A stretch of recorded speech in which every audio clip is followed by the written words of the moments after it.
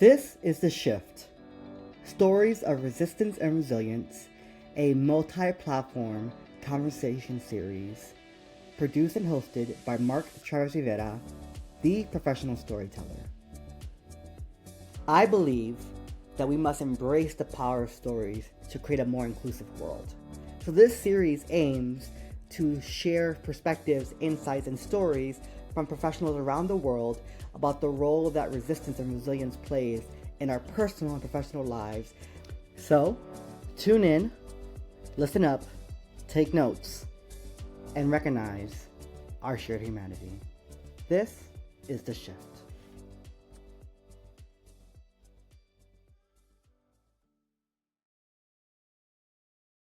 Hello, everyone. Welcome back to The Shift, Stories of Resistance and Resilience. I'm your host and creator, CEO and founder of The Professional Storyteller, Mark Travis Rivera.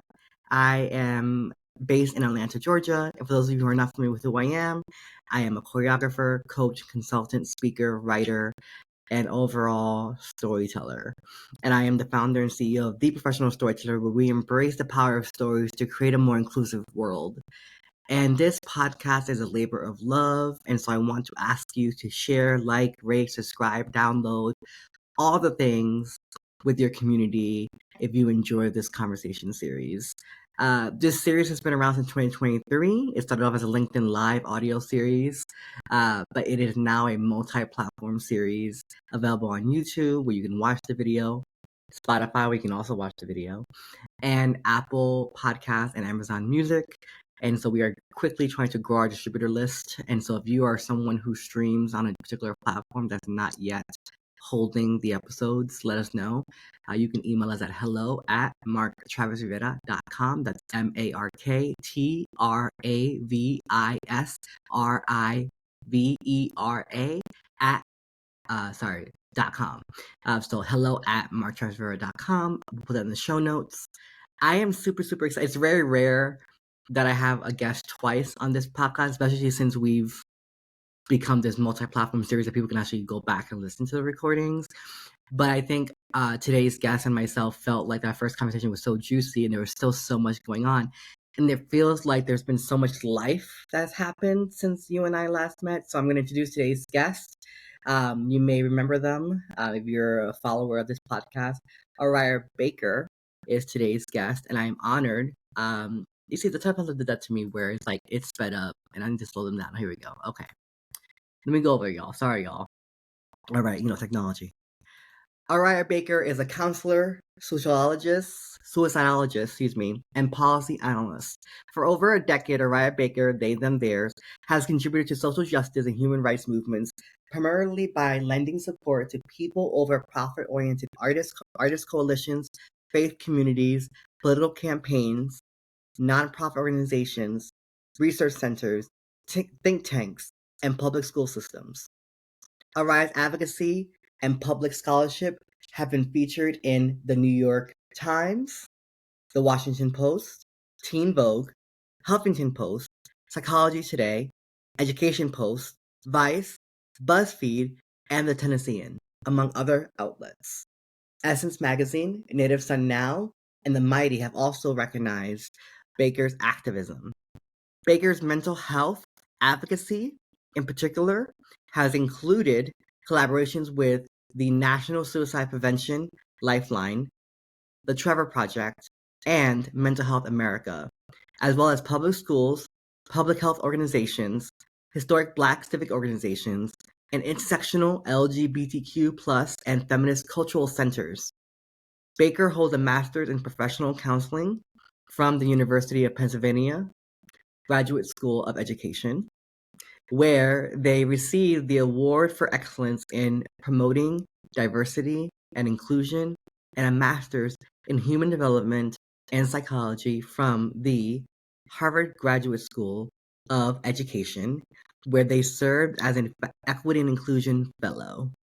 And they are my guest again on the podcast. And so because we normally don't do this, I'm going to invite y'all to pause this episode, listen to the first conversation that Araya and I had. I believe you were episode 5 or 6 or 7 or 8 or something like that.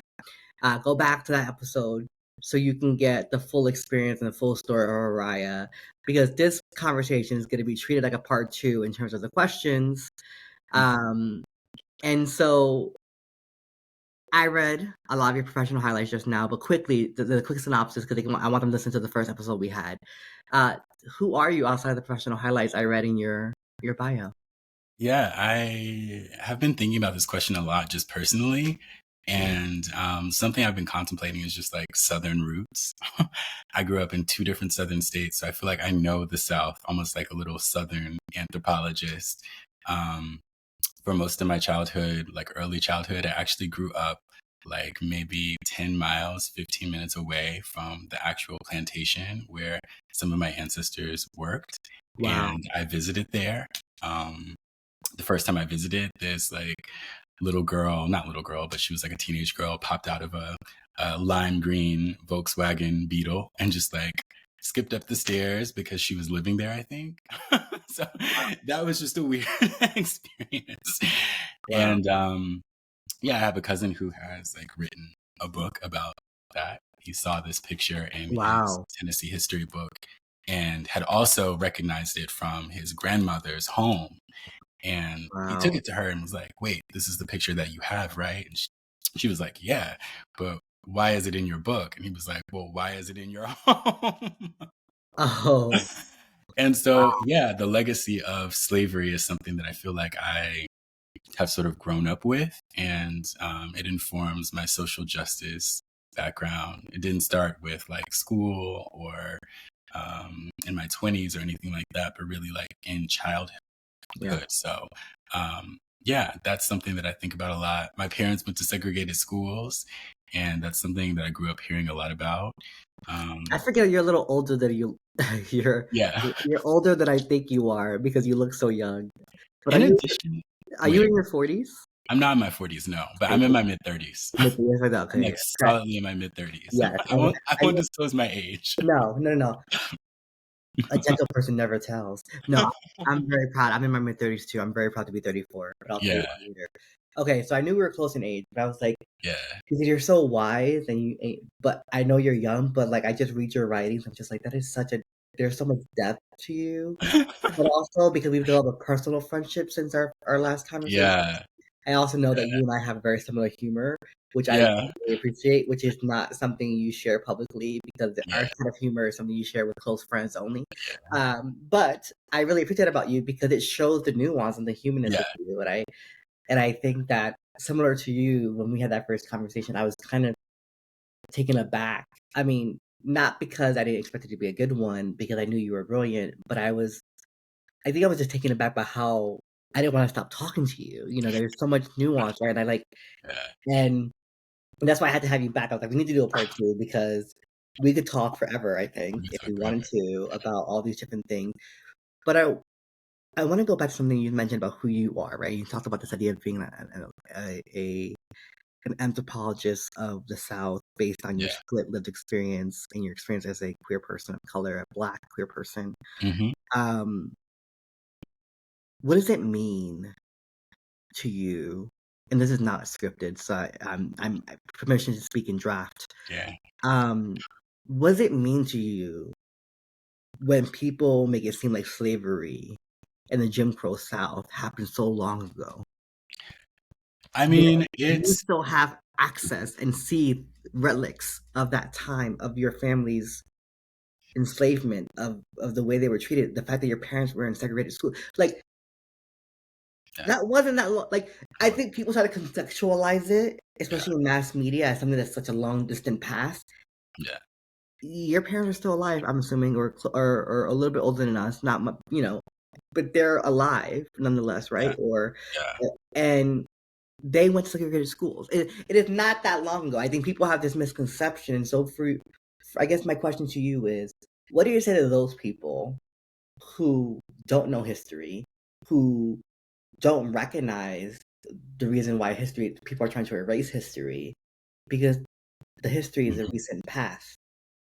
Yeah, I mean, my family never left the South for the Great Migration. So, you know how Black people move to like LA or New York or Boston for jobs? We stayed. Not only did we stay, we didn't even move to an urban city in the South. So a lot of people, MLK grew up in Atlanta. There's a lot of people who went to Atlanta, Nashville, Raleigh, whatever. We stayed put. So I literally grew up, like I said, 10 miles from a plantation. And I think on one side of my family, I'm maybe like one generation removed from sharecropping. Like Wow. yeah, like one of my parents was the first generation not to grow up in the fields sharecropping, which is different than slavery, but Yeah. still like it's in that sort of like general vicinity of like plantation life. Yeah. And so, the legacy of it feels like at times very close, and like everything that I've accomplished feels very significant for that reason. Like it's very humbling for me. It's never like an ego boost because I'm like so close again to like not just segregation, but literal slavery. Like my grandfather actually was raised by his grandfather who was born into enslavement. And so being raised by someone who grew up talking to his grandfather about what it was like to be on this plantation is like, and this book has like sales receipts of human beings as well as like documents. Can you name the title for those of you who are not watching the video but are listening to the podcast conversation? Can you name the title and the author? Yeah, so it's The Washingtons of Wessington Plantation by John F. Baker. And that's my cousin. And this is just like, So yeah. brilliance runs in the family. Storytelling runs in the family. And he's Clearly. not even a trained genealogist or historian. Like he didn't go to college for this or Wow. anything. It's just like a lifelong passion project. But yeah, the Beautiful. most interesting thing are like the punishments that are in here, and not just like the reactive punishments to like, oh, if slaves do something wrong, we're going to do this. There's actually like preemptive punishments. Like if there is sort of like an abolitionist movement that spreads, then we already have consequences in place if people run away, if people do this, if people try this. Wow. So it's like you see the systemic nature of it. And there's so many parallels, I think, with everything going on right now to like the systemic ways that, we are being sort of controlled, Yes.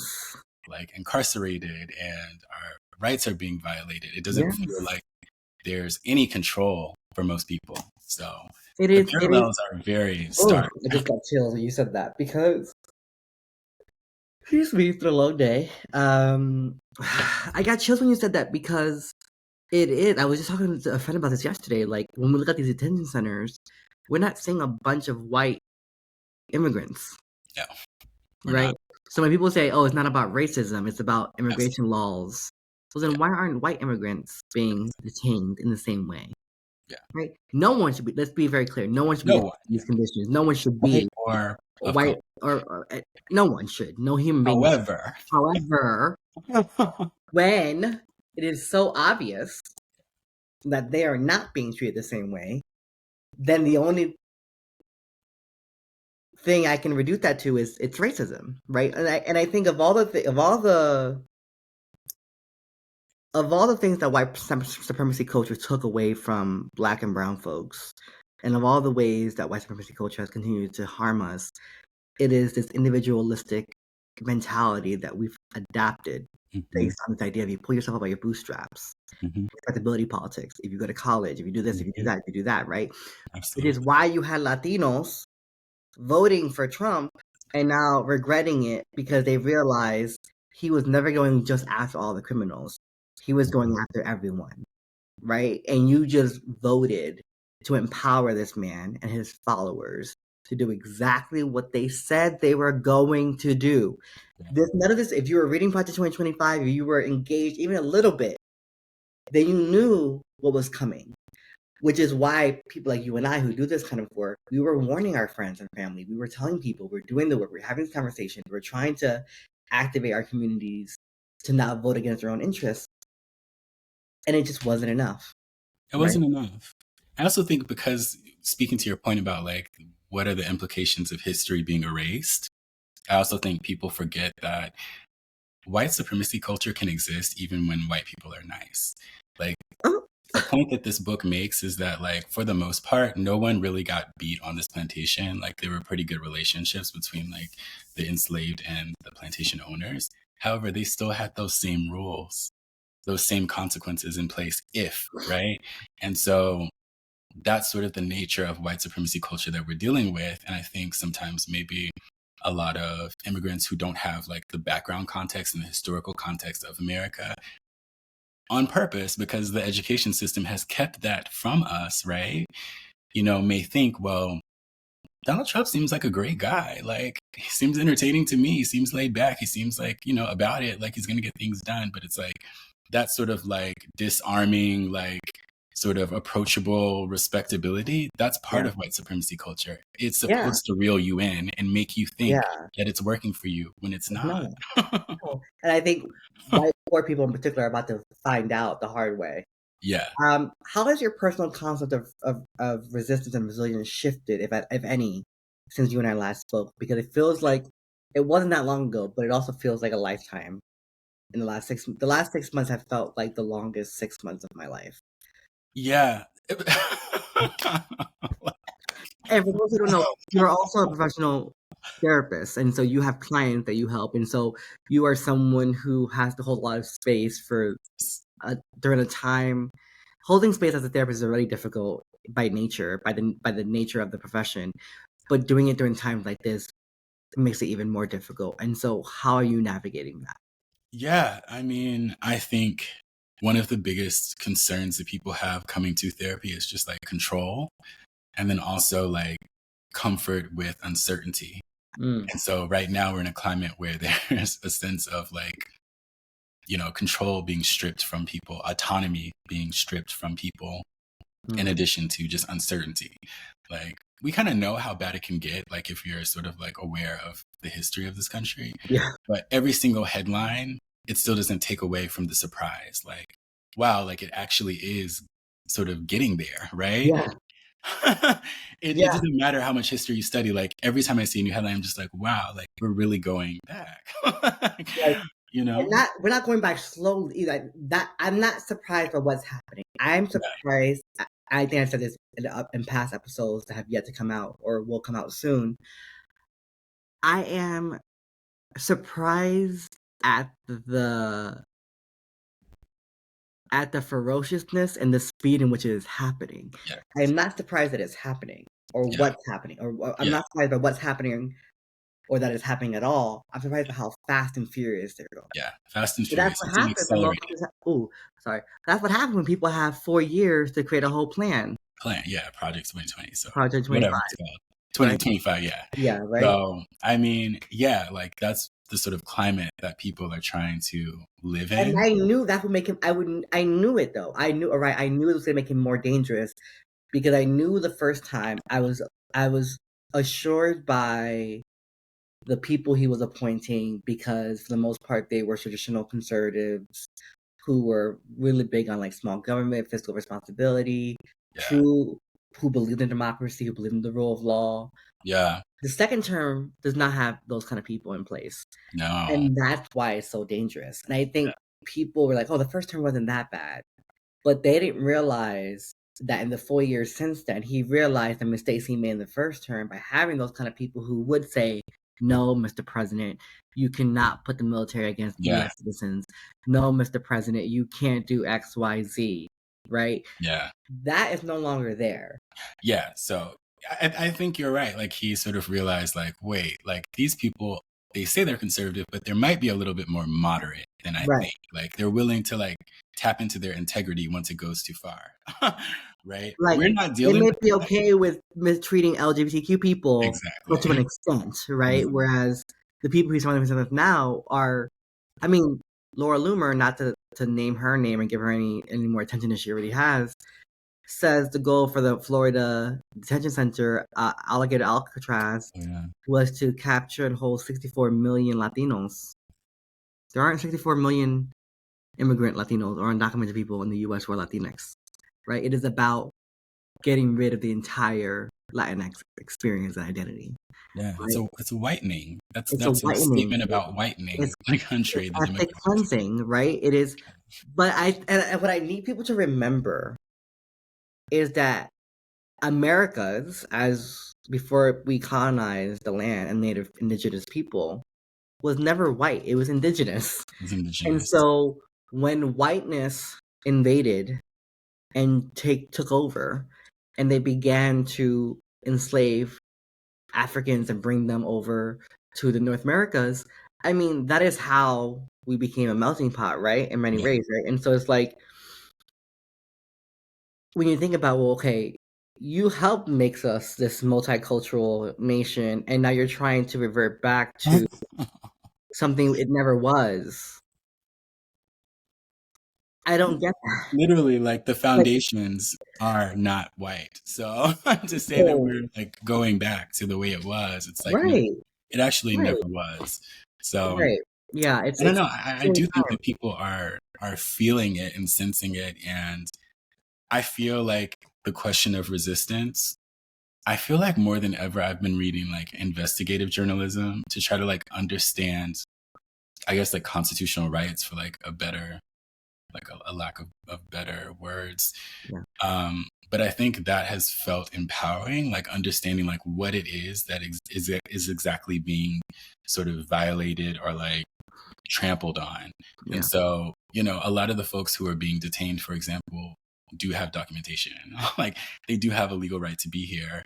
right. And some of them are journalists who, like, you know, imprisoning journalists is literally like a war crime some places. Yeah. So there are names for the things that are happening.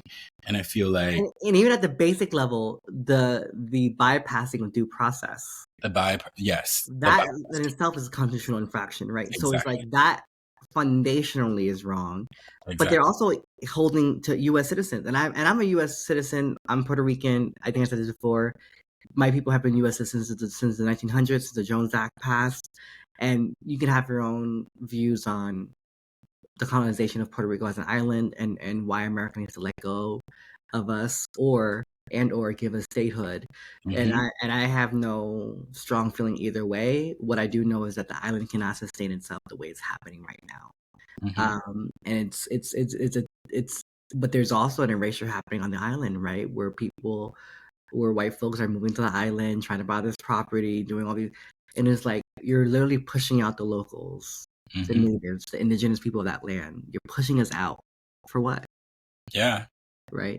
You Yeah. claim that Puerto Rico is gonna be this hot destination, U.S. territory hotspot, and like and meanwhile you're under supporting, under resourcing the people that are considered U.S. citizens, and that's a whole other conversation for a different day. But I have to ask you this because something you said um, about the need for certainty, the need for Hmm. control, aka type A people like me, which is why I'm in therapy. How do we begin to form a collective response to this current political climate? Yeah. Because uh, there were some people, some black folks in my circle, in my influence, my network, my life, who were like, Hmm. good for those Latinos who are getting deported. Good for them for losing their grandmothers and abuelas and all that. And in my mind, I was like, yeah, I'm righteously angry that they voted against their own interests, and this Hmm. is still wrong, right? Hmm. I Absolutely. cannot celebrate the dehumanization of one over No, another, right? No form of I can't even dehumanize the most magaless person in my life, right? Because then we are using the master's tools, exactly. right? And to cultivate all due Lord, the master's tools will not dismantle the master's house, Exactly. right? And I think, and I love the Joel in the conversation I had with Joel Leon.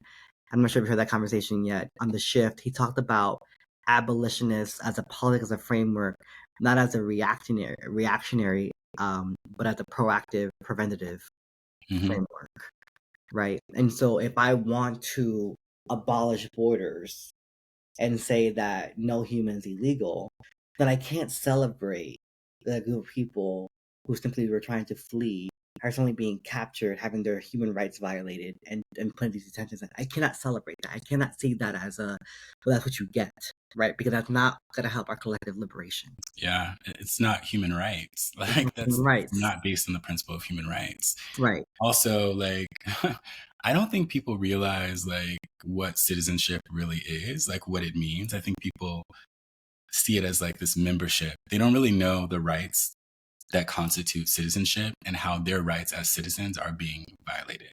Yeah. So actually, like in a lot of these cases are proving that people might not have the citizenship that they think they have. They may not be entitled to everything that they think they're entitled to. And so the way that people who lack citizenship, non-citizens, undocumented immigrants, whatever you want to call them, that demographic, the way that they're treated has direct implications for people with so-called citizenship.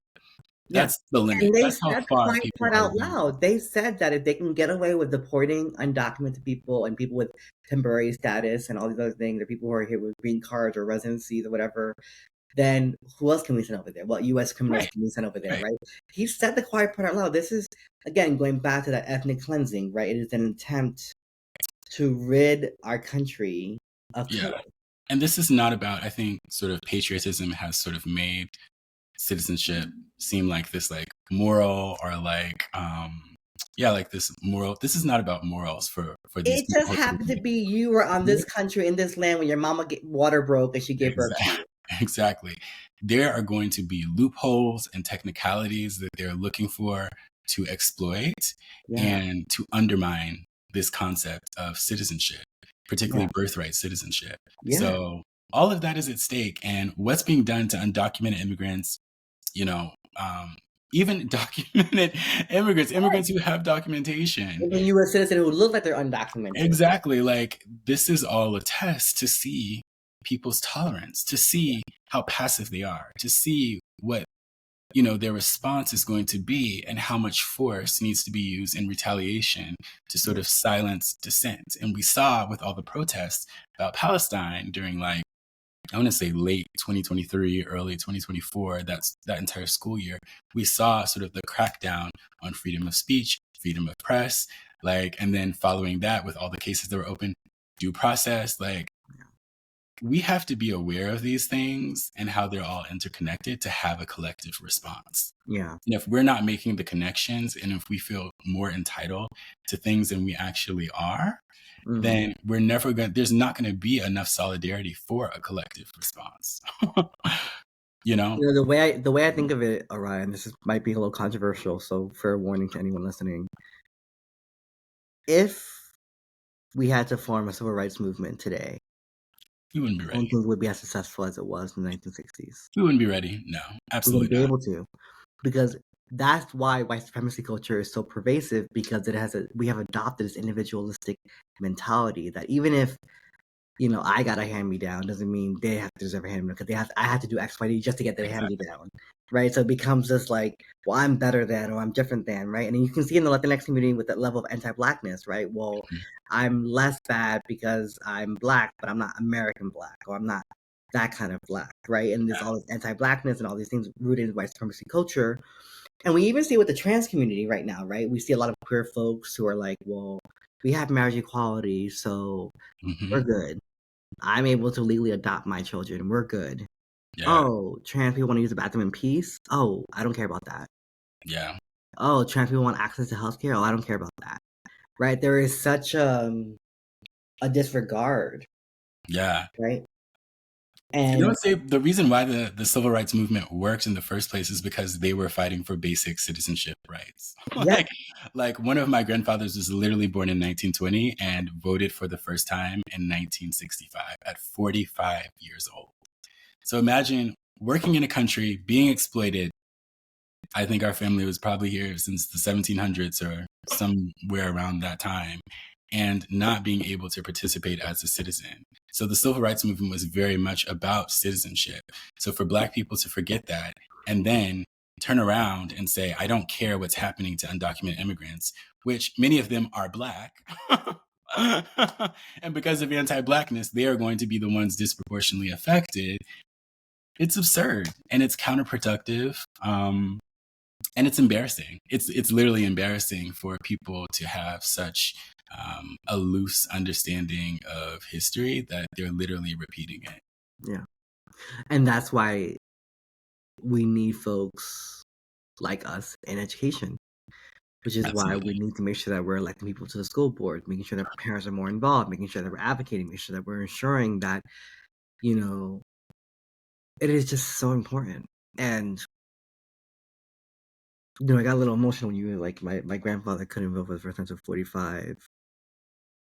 Because I know I said, I know it's not a distant past, but it's also wild to me, but also a testament to your family's resilience and resistance that you would go on to be Mhm. an Ivy educated queer person, and Yeah, you would go on to be a prolific storyteller and writer and speaker and activist. And that's what makes America great. yeah. We can't lose sight of where we've come from, or else we will Yeah, definitely repeat the past. So, yeah. what a waste of time that would be. Oh, sorry for getting emotional, but it's like, No, it's, so much of my life this past year, really since going full-time creative entrepreneur, has been me unlearning the limiting beliefs that have been passed down yeah, from generation to generation, yeah, and me also recognizing and affirming that I'm worthy of yeah, these opportunities, that I'm yeah, worthy of living a comfortable life, that I'm worthy of of speaking on stages that my mother didn't know would ever exist for me.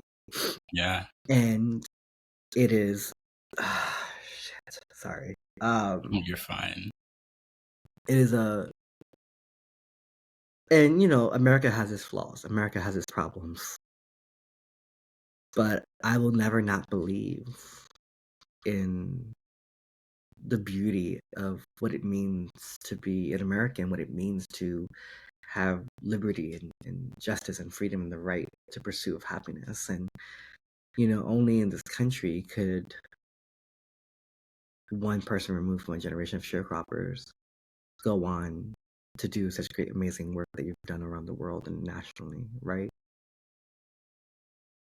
Thank you. But, you know what I'm saying? Like, that is not a common thing that happens over Not a around the common world, thing. Yeah. right? And the rest of the parts of the world, you need to be born into a certain family to go to Certain class, a certain school, period, time period, right, to even right, graduate from high school. So right, it right. To is, even afford to go to high school in the first place, yeah. right? And so, I recognize that, and I want to give you your flowers.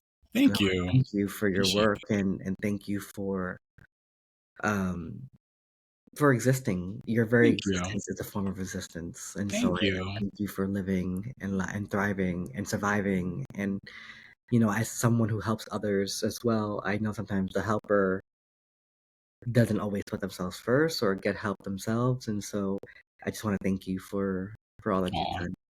thank you. Of course. I have to ask you this before we go because we're almost out of time, and I want to Yeah. honor your time. There is so much heightened anxiety and fear. Mhm, Obviously, we're seeing this, especially with the ICE raids. mhm, How can we regulate mhm.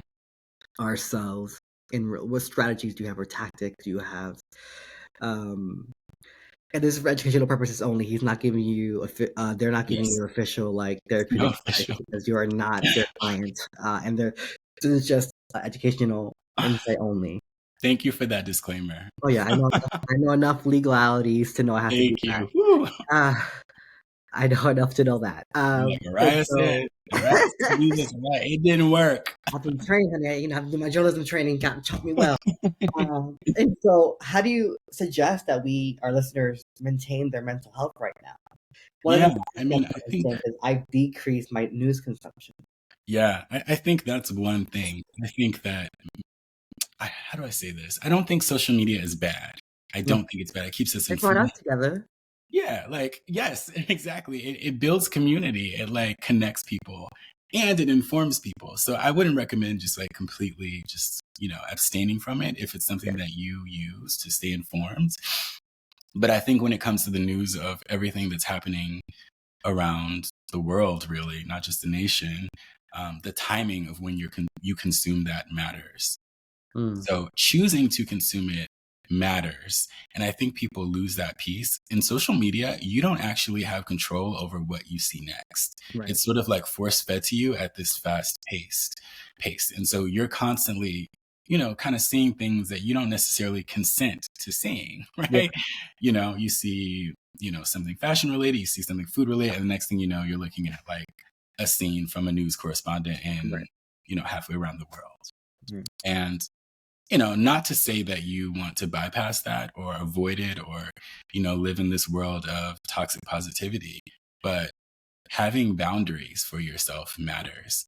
Allowing yourself to stay sort of in control of when you consume is so important, because there are going to be certain parts of the day where you have more tolerance and more capacity to like really consume and stay informed, versus like maybe for some people at nighttime it might be activating, and then you Yeah. don't get rest, and That's then you're going to and focus the next day. I was watching a lot of the news throughout the whole day, not just during the nighttime. And so what I started doing is limiting my news intake. And now at nighttime, I only watch television shows. So I don't actually watch the news, which Yeah, is hard because I like to be informed and a lot of the work I do requires me to know what's going on. And also, I just like to be engaged. But yeah. I found I sleep better now that I don't watch the news right before bed. I had to do the same thing, and I felt some guilt around it. I was Yeah, like, wait, I'm supposed to be informed and like, yeah, yeah, have deep, insightful things to say about every, little political thing that's going on.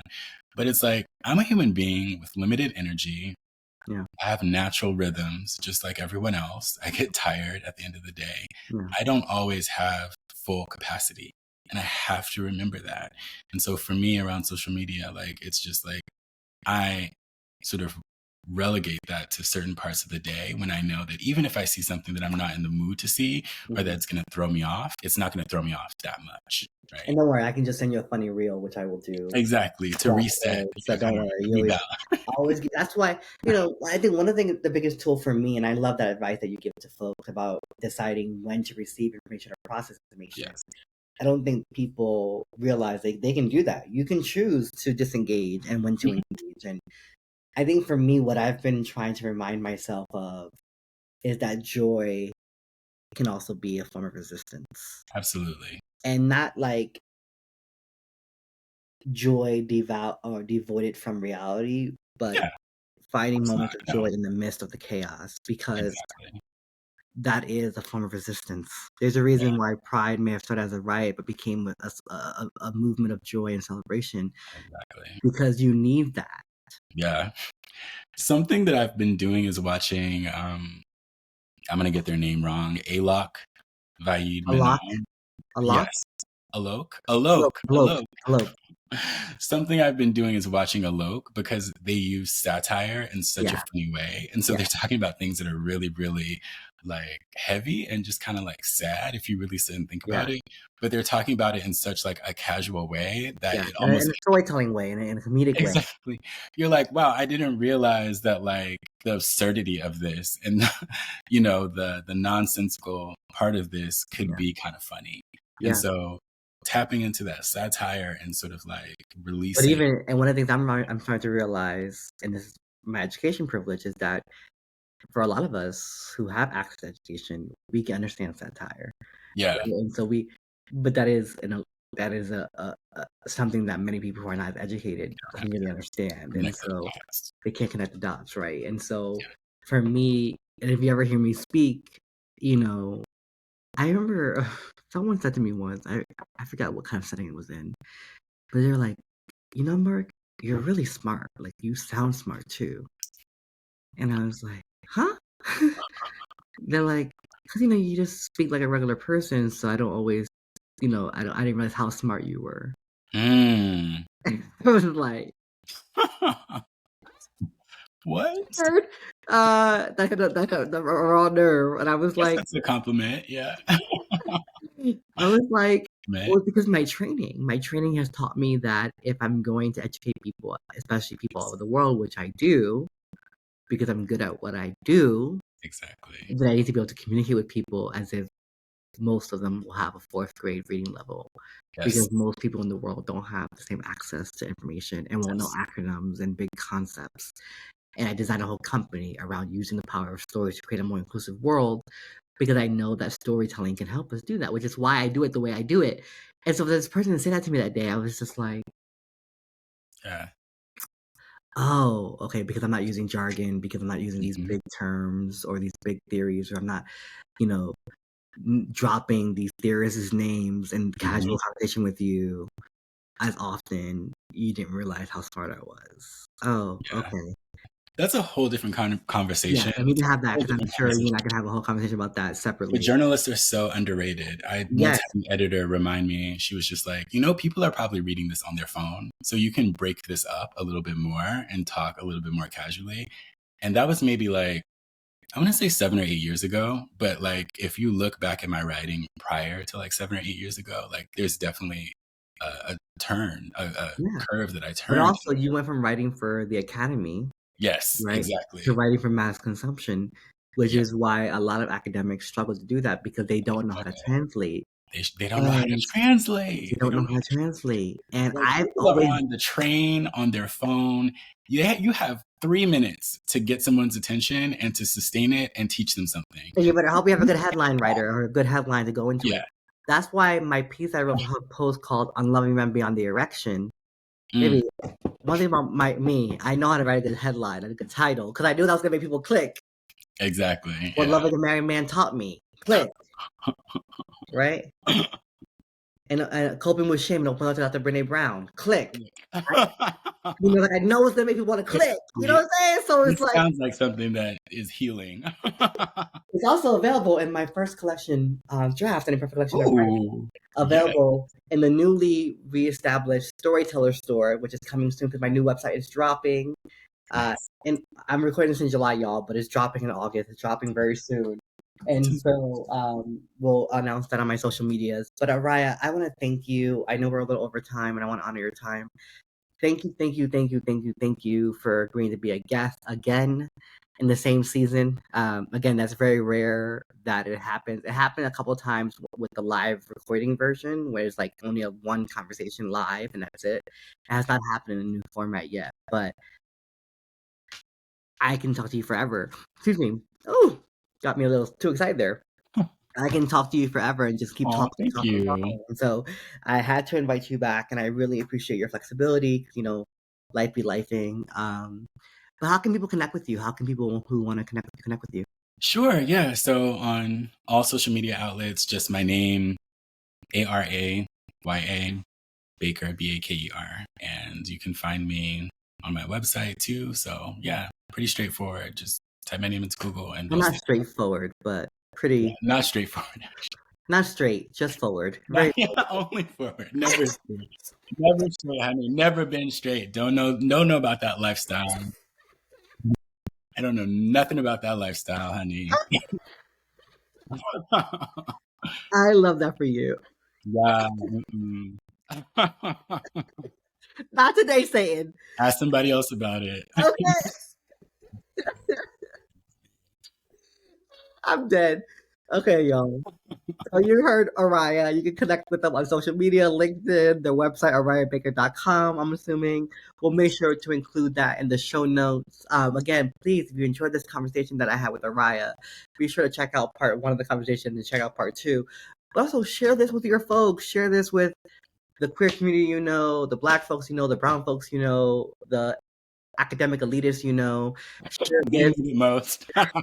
share it with the white folks Share it with everybody. Everybody. Everybody can benefit from this conversation because we had such a melting pot of a conversation that there's something for someone somewhere in this dialogue. And if you're not already, be sure to follow the podcast or download or follow for alerts. It really does help grow the podcast. Araya's episode, the first episode actually is our um, highest listening to episode because Araya has been so great to share with their audience. I really appreciate that. So let's make sure we get the numbers up across the board and make sure that we outdo Araya's first appearance record in the second appearance. And be sure to connect with me on social media at Mark, M-A-R-K, Trav, T-R-A-V as in Victor, Rivera, R-I-V-E-R-A. My new website is coming soon, marktravisrivera.com. Be on the lookout. It's going to be a fabulous site. For the first time in my life, I finally feel like I have a website that fully represents all of me, and it's Oh, beautiful. isn't it a good feeling? But there is no greater feeling. It feels like a turning point in your career. Trust me. That's It a whole does. different conversation. Yes, we'll have that offline. Yeah. All right, y'all. So here's my message to all of you today as we wrap this up. Know that joy can be an act of resistance. Know that laughter can be the way you help to maintain your resilience. Absolutely. Know that we're in this together, that Mhm. only together can we all truly be free. Hmm. And know that you are enough and that your Hmm. effort and contribution to this work, to this movement, to our collective liberation is enough. Ooh, that felt like that felt like we should have been holding hands, heads bound. Like, yes, Ashe, amen, and be amen. well to, Ashe, amen, all yes, the all things. the things. So y'all, that's it for now. More episodes dropping soon. Be well.